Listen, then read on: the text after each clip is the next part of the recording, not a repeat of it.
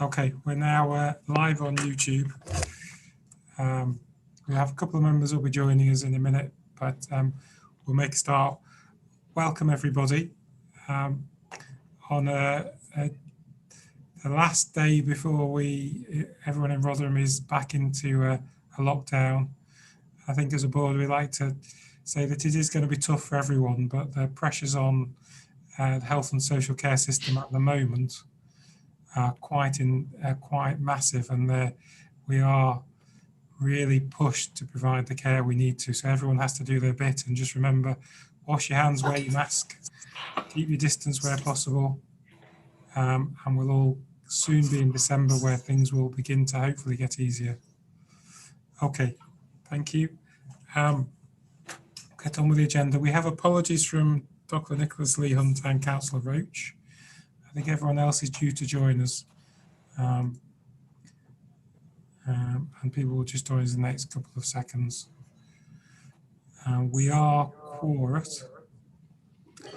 Are there any declarations of interest for any specific items on the agenda above and beyond what is normal? Okay. I think we, as GPs, have to reflect that we will have an interest in potentially interest in the community wound care as that happens. Anything else? No. Okay. So we have a question from the public. Ruth? Or nope. So thank you, Chair. The question is actually on the agenda. So the question is, many CCGs are advancing plans to centralise stoma and continence supply and services with the aims of improving patient experience, ensuring patients have an annual review with a nurse specialist and containing costs. Do you have any plans to look into this area, and if so, who will be leading on this? And I think we have an answer.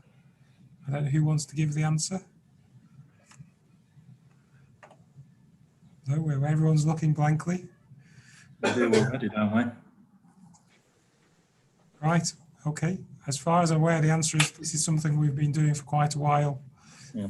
In Rotherham, we're one of the leading places in the country. We have a centralised stoma and continence service led by a specialist team. So every person who's requiring stoma and continence service just gets assessed by a nurse specialist. And we have led sort of almost nationally on it for a number of years. So we have high patient satisfaction with the new service. Anyone else want to add anything to that? I think we're happy. I mean, the question sort of asks, are you sort of going with what sounds like a good plan as opposed to a bad plan? But as you say, Richie, because we've been doing it, it's potentially that feedback of the sort of the generally between clinicians and patients, we feel as though it well. I mean, within your answer, as far as the lead, I don't know whether it's Stuart, as far as like specifically who's the lead on it, or is that one of the SCE members? Well, I wasn't sure whether we need an executive lead or whether it was Stuart. Sue, you had your hand up. Yeah, well, I was just going to say that Stuart's been leading on this area for a number of years, and also Helen has worked with the team as well in terms of collecting feedback. And as you've already said, we have a lot of positive feedback in this area and the way this is managed within Rotherham. But it has been in place for some time. Okay, thank you. Okay, moving on then. Draft minutes of the last meeting. We will go through them for accuracy. Any matters arising that aren't on the agenda or the action log. Page 1. Page 2. 3. 4. 5. 6, 7, 8, 9, 10, 11, 12, 13, 14, 15, 16, 2017. It was. We had a very engaged board meeting last month, I got to say. But we'll thank you then, Lindsay. That's an accurate. We'll take that as an accurate record. Yep. The action log. Yeah, Chair, there's one outstanding for me. So, I mean, when you look back, it seems perhaps I was a bit naive, but on the 2nd of September, I gave myself the action to take away a post-COVID organisational development plan. I think I'm going to have to take that date and review it. I don't know if I can even put a date on it now, but the intention is our existing organisational development plan is for a refresh in April next year. I think it would be, in my view, doing something as a post-COVID organisation probably would be the best way to do it. So I'm going to have to be flexible on the timing with it coming to governing body, but a recognition that when we reach a suitable point, we will need a refreshed organisational development plan. Okay. It's not this month, I don't think, is probably appropriate. We'll accept with everything else that's going on, Chris. We'll accept a delay on It's that. not so much the time commitment. Obviously, that would be an issue, but it's more about. I think our organisation will be very different post-COVID, and the way we work and the way we interact with each other and the whole thing about development. So it's not only the timing, but also the content will be very different as well. So I think our current organisational development plan gives us what we need to get us through the next period. It is still extant, but in terms of a new revised one, I don't think the timing would be accurate at the moment. So if governing body will support me with that, I will come back at a suitable time with a refreshed plan. Okay, I think we do support you with that, Chris. Thank you, appreciate it. Right, okay, keeping with you, Chris, then, Chief Officer's report. Yes, so yeah, thank you for that. It is interesting, isn't it, to reflect on the 2nd of September, we had 0 COVID patients in Rotherham Hospital, and as we go through the meeting, we'll obviously see where we're at. So it'll be a theme through the meeting, I'm sure. So on a good news note, as an organisation in our constitution, we are required to have a vote of confidence of our member practices. Our member practices are asked 2 questions. Do you have confidence in the executive team of the clinical commissioning group? And do you have confidence in the direction of travel? This year, we got 100% vote of confidence in the executive team, and we had a 92% vote of confidence in the direction of travel. That is the highest response we've had in the history of the CCG, and compared to other CCGs, I don't know any other CCGs who get these level of compliance rates from members. So it's a fantastic response, and obviously Jeff at Members Committee, I think Members Committee should be praised for obviously the practices feel as if they have confidence in what we're doing, and they obviously must feel well communicated too. So Jeff, you did take that to Members Committee, didn't you, last week? Yeah, and I think obviously it comes around just as an annual thing. When we've had votes constants, sometimes practices sort of bring up other issues as far as like what bothers them. So I was a bit mindful with the sort of pressures of COVID and what's been sort of pushed upon us nationally and sort of in the CCG, whether that sort of reflected on this, but it doesn't. As I say, people were happy. I think when we've discussed before, I think there were a couple of practices that didn't respond, and I think previously we've tried to chase people up to say why.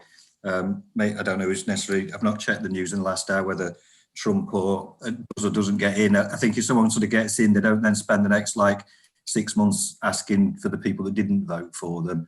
I think there was one practice that abstained again, whether there's sort of an issue there. But no, I agree. The response rates were good, and the fact that people have confidence is a good thing. Yeah. So that's. Yeah. I was going to say, Jeff, I don't think this current American election is a good example, because I think we'll still be discussing it in 6 months' time. I accept, but as I say, I think it is the same thing. We can try and like delve into even more of whatever else. We've asked the question, are you happy? And the people that responded are happy. Then I'm happy to take that, try and delve into sort of why other people aren't. But yes, thank you. Okay, thanks everyone. I shall move away from analogies with American politics. So just the next one in the Chief Officer's report, we've got the community wound care. So this is a service that's historically been provided between community services and primary care. working with both providers, we've found there has been a gap in service. So we've been working with both providers to come up with a service specification about going out to procurement for a key service to make sure all our patients are getting appropriate services. So if with governing bodies approval, we shall go out to a procurement and ask the competitive exercise to provide services for wound care for Rotherham patients. Okay. So I'll take silence as support unless anyone has any contributes. If we could just record in the notes that governing body approved going to procurement for wound care services. Yeah. And just finally, on the communications update, some very positive work, lots of hard work, particularly from Ian and Sue around leading on the flu vaccination, the flu campaign, and all our practice and primary care networks have been pulling out all the stops. Flu campaign is going very well. The only key issues really is about the availability of the vaccine, but we'll work through that. But it's a good news story, and it's been covered locally in the local media. And also the Rotherhive, it's a mental health support. There's been a new debt section added to it. And I think, Ian, we were quoting, was it 12,000 people have accessed the platform already to receive support? So again, some positive communications, and obviously it'll come through as we go through the agenda, but the COVID-19 infection rate and the pressure on services is a recurring theme in the local press as well, but we'll pick that up as we go through. Jeff. Okay, I'll just stop there, Chair. Jeff, did you have your hand up again, or? Yeah, just I think there was a concern, a bit like you were saying before, Chris, in September, sort of what the view was. Access to getting extra vaccines the service has sort of been set up, and we can start sort of ordering. So that was an issue before, that if we'd only got so much stock and needed more to provide, it needs to be tested as far as sort of how easy to get hold of, but we're at least allowed to do that. Is part sort of at the moment though, sort of the over 50s, as far as sort of what the plan is for that group of population is still sort of it's earmarked sort of that's something we should be doing, but sort of time's ticking as far as actually sort of what's happening with that. But vaccines are made available. There's a way of sort of ordering. We can't just sort of order sort of a massive wherever, but the feedback is at least they are available. Thanks, Jeff. Right, any other questions about Chief Officer's report? Okay. Moving on then to strategic updates. Chris, it's you again.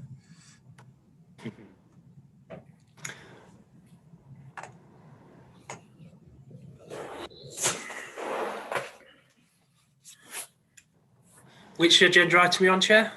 On agenda item 8, South Yorkshire and Basildon Integrated Care Partnership Chief Officer's report. So on the South Yorkshire and Basildon Chief Officer's report, this is a report from Sir Andrew Cash, which he issues to all the partner organisations of the ICS.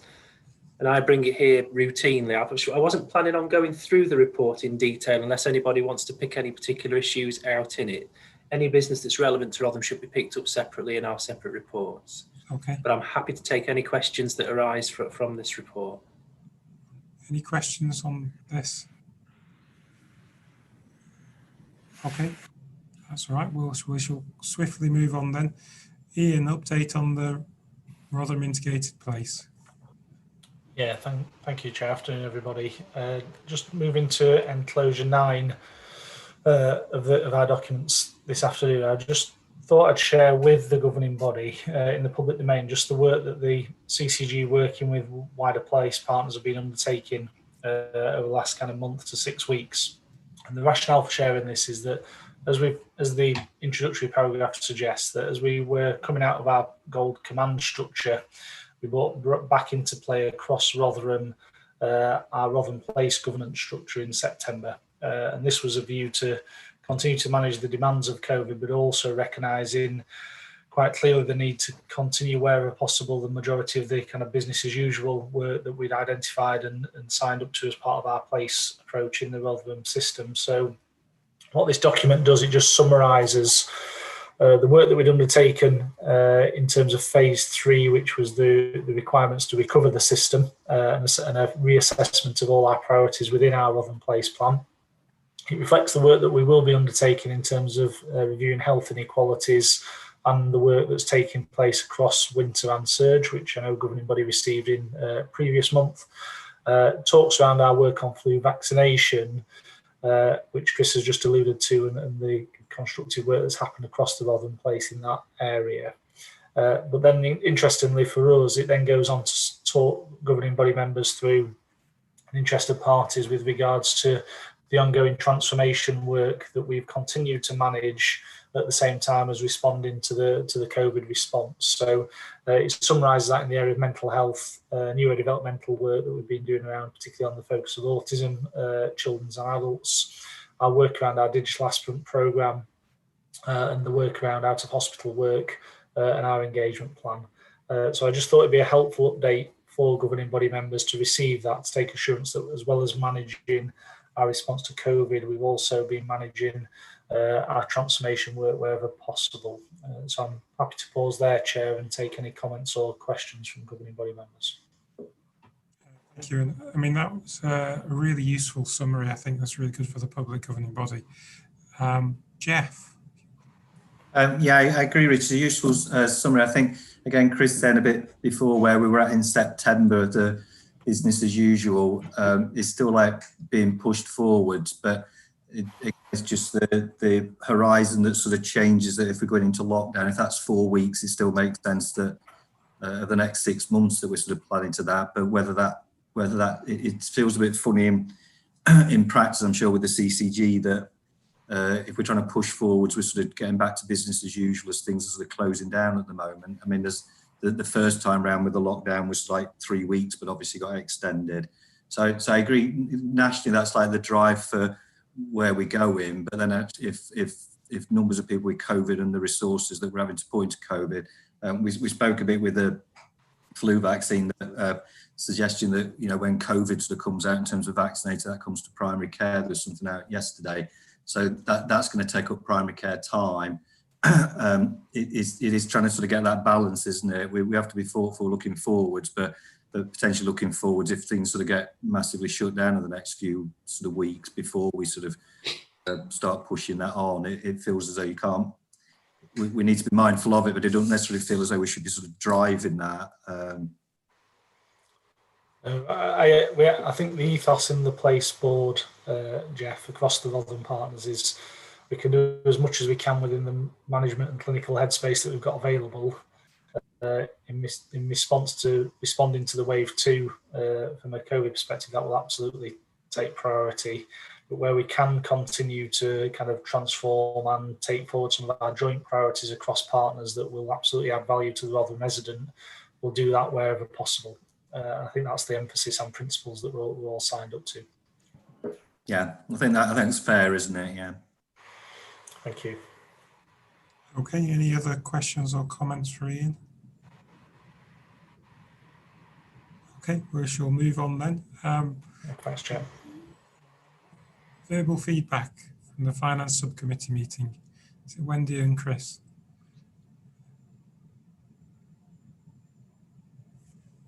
Wendy, do you want to give some feedback?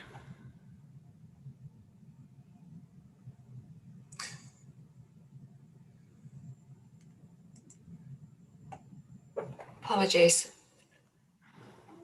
Which of the committee meetings was this about? The Finance Subcommittee, you know, the exceptional meeting we had with the Finance Subcommittee. Oh, apologies. Sorry, I was confused with an ICS meeting of a similar name, which is, sorry, that's the source of my confusion. Yeah. Wendy will forgive you. I think you've been to an awful lot of meetings in the last 6 weeks. Yeah. Stressful ones. Anyway, sorry, Wendy. So this is regarding the sign off of the financial plan. Yeah. Okay. Yeah. So that subcommittee did meet, and we discussed the financial plan that's actually following on the agenda at in a couple of papers' time. And in summary, that committee did support the submission of a balanced plan for the CCG on the understanding of the assumptions underpinning that and the risks attached to it. And as I say, we've got a paper following that goes into a little bit more detail about that, about the eventual plan. Thanks, Wendy. It's probably worth noting is that there are significant caveats and risks, but all the CCGs in South Yorkshire agreed on taking the same approach, that we'd submit a balanced plan with the risks and mitigations clearly outlined in the submission.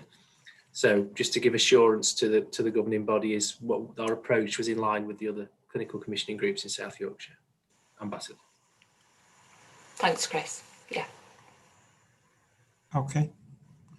Fine, thanks, Wendy. Should we just move then on to your report, starting with the financing and contracting report? Thanks, Chair. So the report today is the month 6 finance report, so as at the end of September. This is the last month of our what turned out to be a 6-month temporary financial regime before we move into 7 to 12 into a system based, reverting back to largely prospective allocations. And again, we'll cover that in the paper after this one.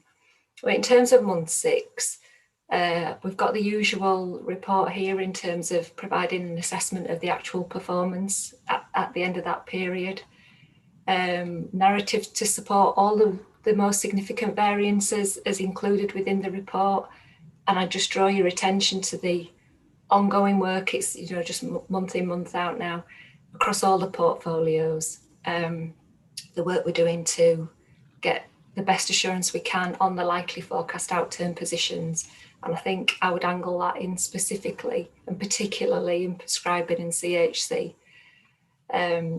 So I think in summary, the report provides assurance that cash is being well managed and that payments are being processed in line with the increased requirements of that temporary financial regime. This was something that we went into a bit more detail about at ACWA yesterday.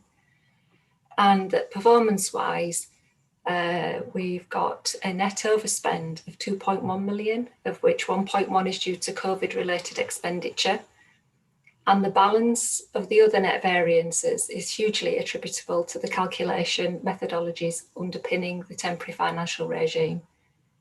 In line with previous months and the national guidance, we would expect that 2.2 million variance be judged as a reasonable variance and refunded to us via what will be the final retrospective allocation. Ordinarily, though, we'd have had that by now, but we have received advice that we won't now receive that until month 8. It would appear that there's some further scrutiny going on in this month's position. But I would just give assurance that the CCG have only submitted what we believe to be reasonable claims, and so we're only asking for reasonable variances. But I'll need to just report back to you on that next time. So I think I'll park it there. That's okay. I'm just happy to take any questions. Okay, questions for Wendy on that paper? Okay. Thank you. So So we on to the plan, straight onto the plan. yeah, please. Okay. If I can just bring up my paper, sorry. Just bear with. So the paper summarises the financial plan for this public session. I think, as we've just said, the previous versions of the plan, or the emerging picture of the plan, has been discussed at several governing bodies now in the run up to this. It's been discussed in the organisation. We just had a development session prior to this session to go through it again, and it was discussed in much more detail at the subcommittee, which is the one that I was asking which committee, that committee. It is really just here in that summary form today because of all those previous versions. So the paper, I've summarised in the paper the most significant assumptions underpinning the forecasts and therefore the risks associated with that in the final position. But as Chris said, we were able to submit a balanced plan for the second part of the year, and we did that through some common assumptions made across all CCGs in SYB, and they're outlined in the plan. So it was a 3-step process of revising forecasts to best case scenarios, identifying any savings that we could, and identifying any balance as a currently unidentified gap. Obviously, that's where the significant work now is required for the rest of the year to make sure that we do find those mitigations. But in submitting the plan that we did, the subcommittee were reasonably happy that we'd got a balanced risk plan.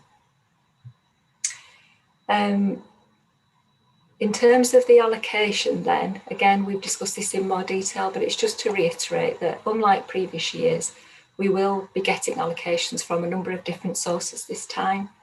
So we have got a direct CCG allocation, but then we get shares of some system level allocations, and the difference there being that they were subject to negotiation amongst the CFO, DOF community and the wider ICS community in coming to those allocations and those relative shares of allocations. And then on top of that, we will expect to receive funding from a number of different national sources, mainly around items aligned to the achievement of the NHS long-term plan. So for example, national commitments in primary care, so the additional roles reimbursement scheme and such things. And again, all the assumptions that are underpinning receipt of these funding streams are laid out in the paper in detail. So I think if that's okay, Jay, I'll pause there, but again, I'm happy to take any questions. And it's really that this paper is here for final approval. And can I just apologise that at the end of the header paper, I note it says months 1 to 7. It's definitely not months 1 to 7. It's definitely months 7 to 12. So apologies for that. Yeah, that was my question. There were. I think I've done it in another paper as well in confidential session. It must just be my thing. I can only apologise. I think we've all lost track of months over this year. I don't think. Right. Okay. Is there any questions for Wendy? Okay. So the governing body's been asked to approve the financial plan for the rest of the year. Are we happy to approve it? So I'm seeing thumbs up, which are for everybody and hands up. So thank you. Wendy, we're happy to approve it. Thank you. Thank you. Thank you. Moving on then, Ian, delivery dashboard. Yeah, thank you, Chair. So this is just under enclosure 11C for members of the governing body, just to check that everybody's got sight of it. So in terms of the delivery dashboard, a couple of things just to note. We've actually stripped back the performance report this month just to be the main constitutional standards. A lot of the performance information previously that was flowing through up to last month included some of the historical performance metrics. Now we are going to work to provide updated metrics to the governing body, which link to COVID response as well, and those should flow from next month. But I just wanted to focus really on the constitutional standards in the public domain today with members. It unfortunately continues to follow a theme of a challenged position on those constitutional standards, and I'm sure members will have seen those. Within the A&E part, I just thought I'd share the slightly different narrative on A&E this month, in that historically in our governing body report, we've used the 4-hour trajectory. And then if you recall, we stopped sharing that information last April due to TRFT undertaking part of the national pilot. So our information has been limited on that. But within the performance report this month on A&E, you'll see I've just shared with governing body in the public domain the view on attendances to A&E. So what that does, and it tries to illustrate what has been the ongoing reduction in A&E attendances at the Urgent Emergency Care Centre in Rotherham compared to the same time last year. So it kind of charts across that first wave of COVID, shows how attendances start to come back up, but then have also now started to just slightly decline in that space as we've kind of moved through the back end of September and into the end of September, which is the reporting period we're talking through today. And you can see there the percentages of the lower attendances compared to previous years. So I thought that'd be a helpful narrative to share with you in terms of the A&E position. Unfortunately, I still remain not in a position to share with you the wider information on A&E performance in the public domain. In terms of the challenge position, I'll come back to the mental health aspects in a second around IAP, because that is one of our positives. Our referral to treatment targets again have continued to be challenged across the Rotherham Place, although we have seen some recovery in September, which was in line with our trajectory for improvement. However, that remains challenged as we've gone through the October period, and then we've come into further challenges with COVID prevalence in our system, which will impact into the October position on RTT, although we don't have that information in the public as yet. Our challenge on diagnostic performance, again, the diagnostic recovery, again, really quite challenging in terms of managing flow and demand in diagnostic provision across our system. So that remains an increasing focus along with our elective recovery. And then as we move on to some of the main challenges further, is around our cancer performance in the Rotherham Borough.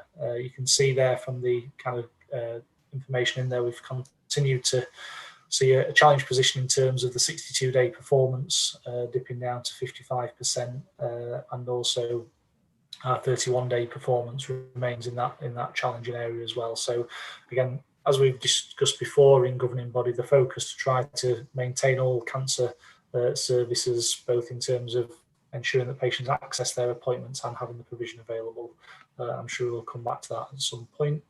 The IAP 6-week wait position, again, we are a positive position in terms of IAP. We are starting to see referrals increase now.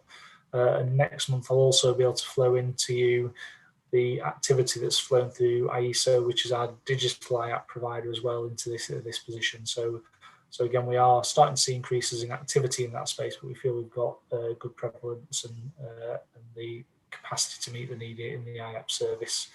So I think that's as much as I was going to say today, Chair, in terms of those constitutional standards and performance. I'll just pause there and take any comments or questions. Thank you. Thank you. Brian's got his hand up. Yeah, I think, thanks, Ian. The situation has changed so markedly over the last 4 weeks, and I think the A&E delivery dashboard that you have there tells us a completely different story to what we're experiencing as of now. Interesting, you know, we had like 50% reduction in admissions over COVID-A, the first wave of COVID, whereas now we've already, hospitals are beginning to notice a significant surge in admissions, as you know, nearly 30% increase in acute admissions, and these are non-COVID related patients included, which surprisingly were markedly low during the first wave of COVID. So I think, although I'm looking at the graph and it's giving some reassurance, it tells us a completely different story, because those lines have crossed now and they are far higher than what they were perhaps last year. Yeah, I think there's two things there. The A&E chart is purely just on attendances at the front end, Ryan. It's not around the admission level in terms of that information. I think it's always challenging because we've not currently got in the public domain the October position in terms of admissions and activity. We'll bring that back through next month. But I agree with those points there. That step change that we've seen since this reporting period to the increased prevalence of COVID in the Rotherham Place and the additional pressure on our local system, which we'll go into in our confidential session, does reflect what you've reflected as well within your own experience in your hospital area. Simon. It might be just a quick point about IAPS. I've had quite a lot of patients coming back saying there's quite a long wait for that. I don't know, have we been looking specifically at the waiting time and how that's changed? Especially as mental health has obviously been a big problem through COVID. It does sort of, just from the feedback I've had from patients, seem to be longer than before. Yeah, that is interesting feedback, Simon, because our information, our up-to-date information suggests that our IAPS capacity through RDASH is available and accessible, and the performance data suggests that as well. And obviously we've also brought on the digital IAPT in the last 6 weeks that allows patients to self-refer through that digital platform as well, because we've kind of doubled up really on our IAPT capacity, thinking that there'll be an increased demand there. So I'd be really interested just to pick an action up with you offline, if Lindsay or Richard, if we can just take that just to get a bit more of that kind of soft intelligence, that'd be helpful, Simon, because if we do think we've got any barriers or blockages, we'll have that discussion and pick it up. Yeah, it's ASAP. just what people have said rather than Yeah, no, that'd be I haven't helpful. noticed a big thing, but it'd be interesting to just keep on top of that. Yeah, no, it'd be helpful feedback because we have daily dialogues with Ardash in terms of pressures on their kind of access times, and that's not one area that they're flagging routinely. But I'll definitely pick it up with you off the meeting if that's okay. No problem. Thanks. Okay. Any other questions for Ian? And I think it's just coming back to your earlier paper on the integrated places. I think it's just we continue to demonstrate us and the hospital all working together, don't we, Ian, on trying to address this? Yeah, absolutely. So this is the kind of partnership approach on performance, on trying to work through trajectories for improvement on our elective position in cancer, probably as strong as they've ever been in terms of that joined up approach across the Rotherham system. I know Jason routinely engages with colleagues in the on cancer pathways, etc., to kind of get that level of assurance and detail on root cause analysis, etc. But yeah, we absolutely are hand in hand in trying to respond to the to improve our position. But again, as colleagues have reflected, it will become probably as challenging, if not more challenging, as we go through this next phase, given the pressure that we're currently experiencing in the Rotherham place due to this second wave of COVID. Thank you, Ian. Okay, thank you. Okay, we'll move on then. Quality and patient engagement, Sue.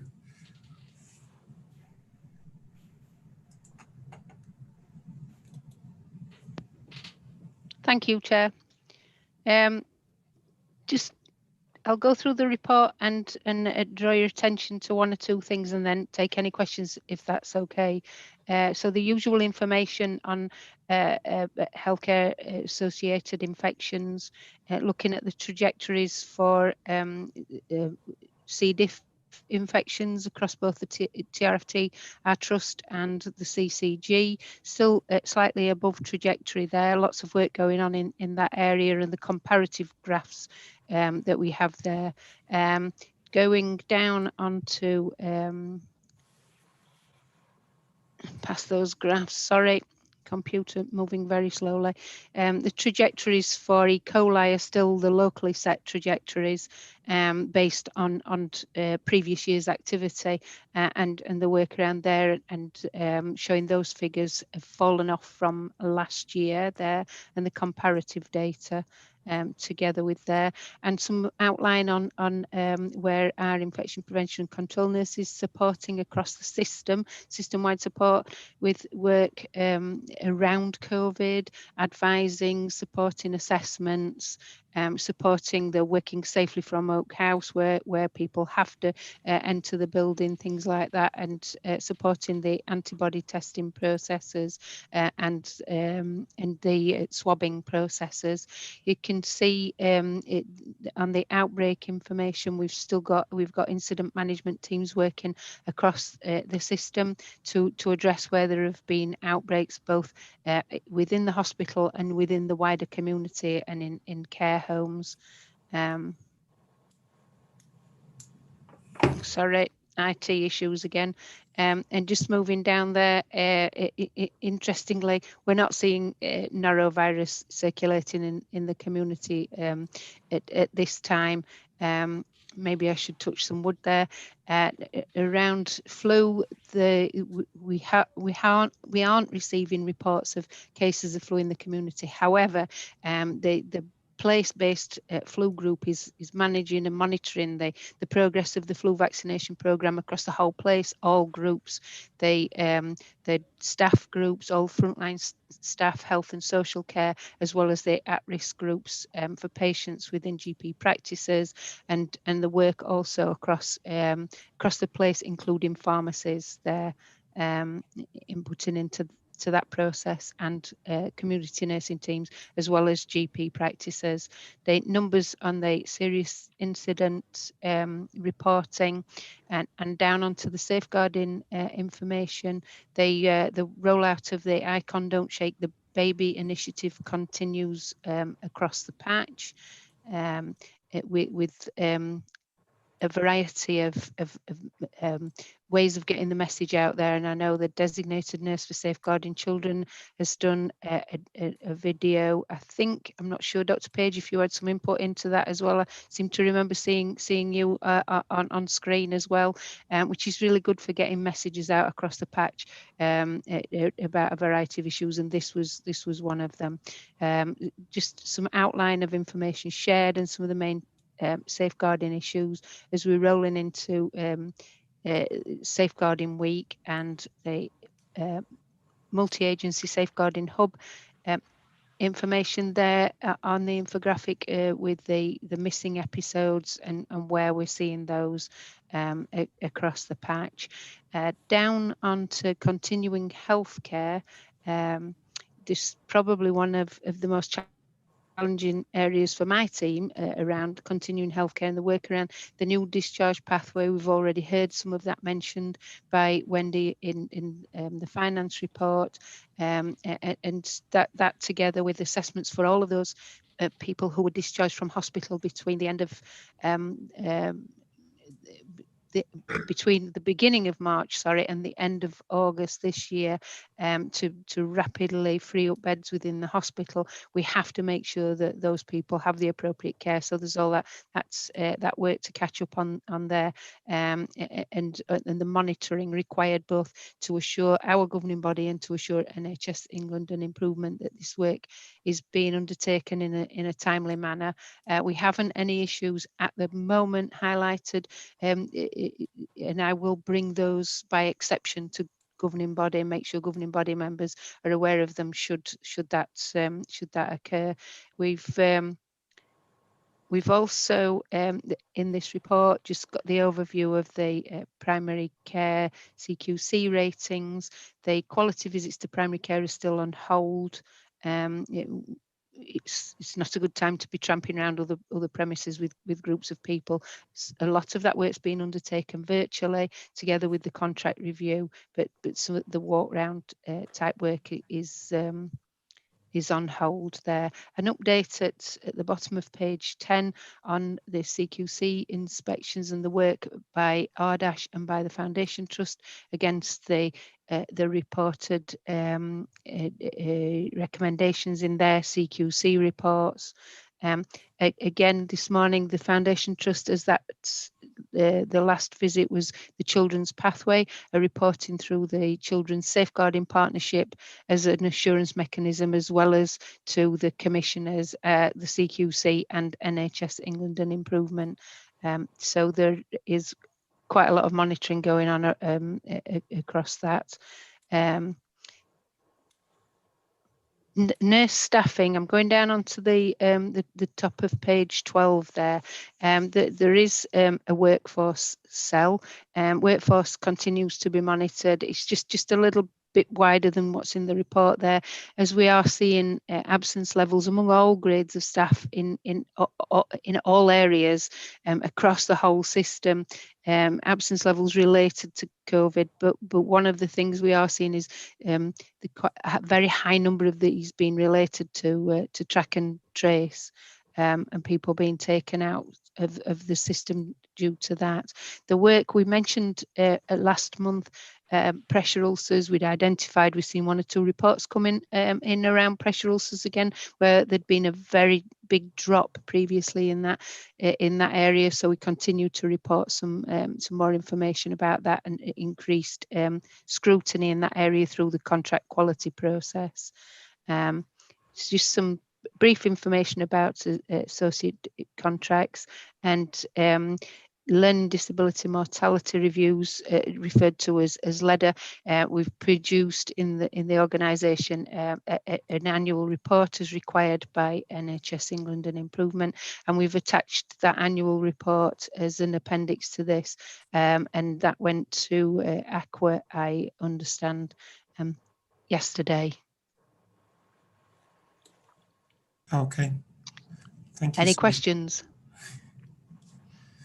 I didn't know if John wanted to say something about the LEDA report going to Aqua. Yes, Chairman, I'll do that if that's okay. I mean, the report was well received by Audit and Quality Committee. I think one of the things that we were keen to see next, Sue, really, was the development of the action plan. The report refers to the recommendations made by the reviewers and the local priorities that we want to start implementing. And we understand that those will be developed into a strategic action plan, and I think the development and the implementation of that action plan will be really good in terms of taking the whole of that LEAD agenda forward. Yes, thank you. That will be developed on a regional and national basis because the learning is a national programme. Yeah, Caroline explained the process to us, but we still felt that was and we can't do it ourselves. I think probably hopefully something on a South Yorkshire basis would be really helpful. Yeah. Okay, Jeff. Yeah, I think it was just a reflection on the workforce comments you'd said, Sue. I think phase one, in one sense, luckily was relatively quiet. They were in practice had his hands tied a little bit with people self-isolating. Phase two, when it's busy and we've become more accessible as far as people know how to assess as far as that, the track and trace thing has certainly been a sort of an issue for lots of practice, and it's almost like the second-hand part to say actually, a child at school needs to isolate at home, but then there isn't any childminding facilities, so staff then can't come in because they're sort of looking after kids, which is understandable. But that's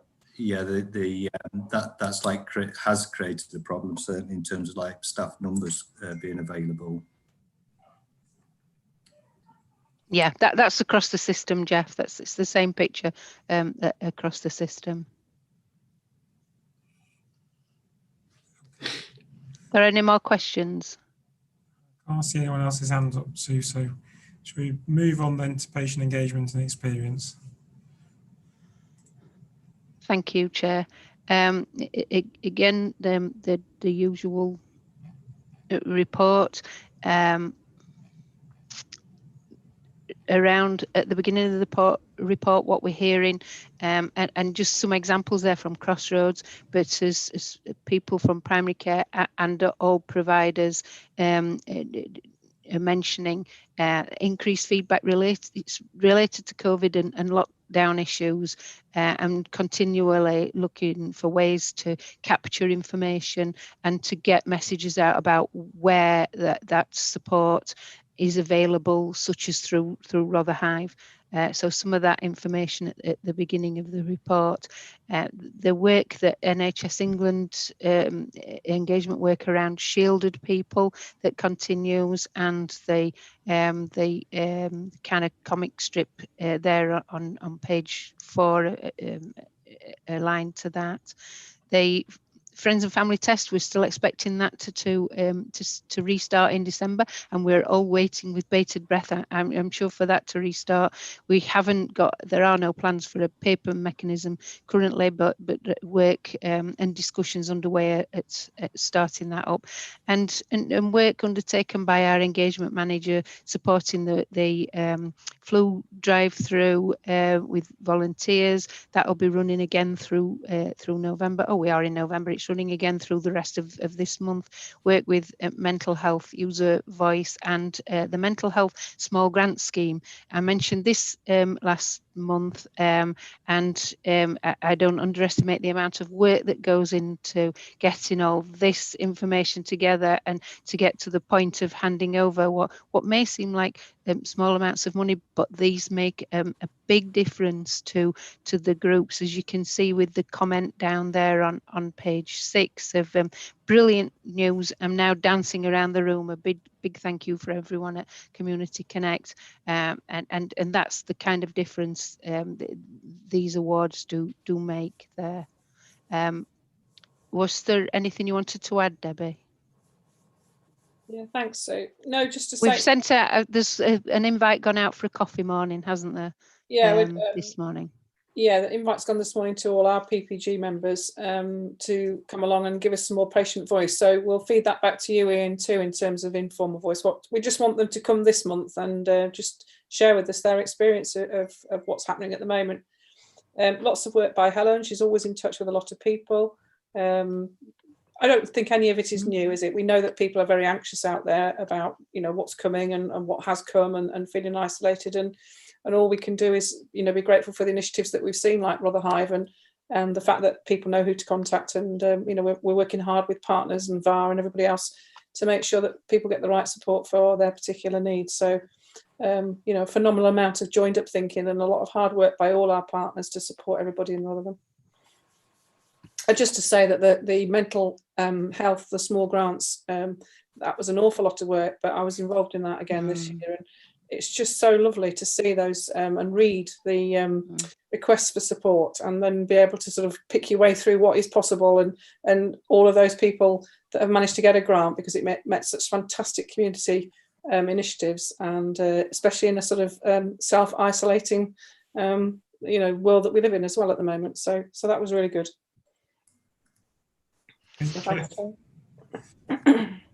Thanks. So, yeah, interesting to read some of the comments from Crossroads in terms of the carers.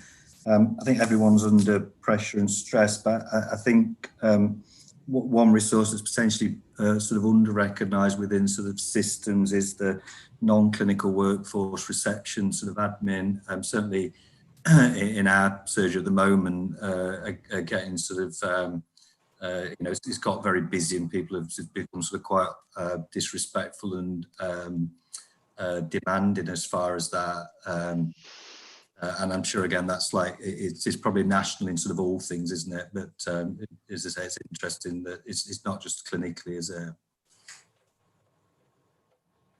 I think we all know, Jeff, don't we, that when people are anxious, they don't react necessarily in the politest and the kindest of ways, do they? And it is hard when people are on the front line, you know, getting that. It's not necessarily sometimes personal. It's just a lash back at whatever the system is that they're currently trying to plough their way through, really. Yeah. Yes, it is difficult, very difficult for everybody. Okay, any other questions for Sue or Debbie? Okay, thanks, Sue, then. And thanks, Debbie. Thank you. Moving on, there's Chris, actually, there's the post-COVID organisation. Yeah, so this we picked up under the action log, Chair, didn't we? No, we put it on the agenda for completeness. I thought you'd already done it from the earlier action log. You'd just done it during. Yeah, that's right. Yeah, it'd be amazing if I had, but no, it's the same issue, just it's on a different place on the agenda. I know. Okay, thanks. We've already talked about that. Then on to you, Ruth. Then quarterly assurance report. Thank you, Chair. So as reported in the report, we're currently in the process of changing the format of the governing body assurance framework. The AQUA committee saw the first draft version yesterday, and we've been through this at our development session this morning. So I'm hopeful that this can be formally presented to the governing body in January, along with the other documents that make up the risk management system. Just for noting, information requests are climbing back up to the pre-COVID lockdown level. Whether they dip again remains to be seen. I'm happy to take any questions on the report. Okay, John, AQUA were happy with everything discussed yesterday? Yes, Chairman, I think there's just a couple of things to say, I think, really. One was just really around the GBAF and the risk register process. And we also heard from internal audit about stage 1 of their head of internal audit opinion. And they were really focusing on the need for us to now really start making the GBAF and the risk register work again and getting our normal processes back in place. So that would be a key thing for us to do, which is why it's important that Ruth brings that to our January governing body meeting. We had a very large agenda yesterday, and we looked at quite a number of policies. So a lot of the policies and paperwork that backs up this Q2 corporate assurance report were reviewed by audit committee yesterday. So we've supported and quite a number of policy renewals, and in 1 or 2 cases new policies for ratification. Okay, thanks, John. Any other questions for Ruth? Okay, thanks, Ruth. We'll look forward to seeing the full thing in January then. Right. Thank you, Chair. Moving on then, just minutes from other meetings. We'll take those as for information unless anyone wants to raise anything. So, Chris, anything from A&E Delivery Board? Nothing from me, Chair. I wasn't at the meeting actually, so I don't know if Ian, if there was anything by exception that you'd want to raise. Yeah, I think these are the September notes, Chair. So nothing specific on here. It was just around. It just gives assurance to the governing body around the approach that we're taking on winter planning and also around our plans for flu planning as well. So it just the golden thread through our documentation there. Thanks. And just so governing body members are cited on it, the A&E Delivery Board oversees the delivery of the Rotherham Winter Plan across all partners as well. So that's where that business gets conducted. Okay. Janet, Primary Care Committee. Thanks, Chair. They're here just for information. I'm happy to take any questions if anybody has any. I think it's all silence. Chris, then the ICS HEG minutes. Again, it's the Health Executive Group. Sorry for the acronym. It's the senior meeting of the ICS. Again, anything that I consider relevant comes separately on this agenda in the Chief Officer's report. So I wasn't going to raise anything by exception, but I'm happy to take any questions if anyone has any. Okay, I don't think there's any questions. Oh. I just got an interesting note, Chris, that any group that has as many pages for the number of people sort of involved as the feedback is just of interest. It's like 2 pages of people involved and 2 pages of actions. Yeah.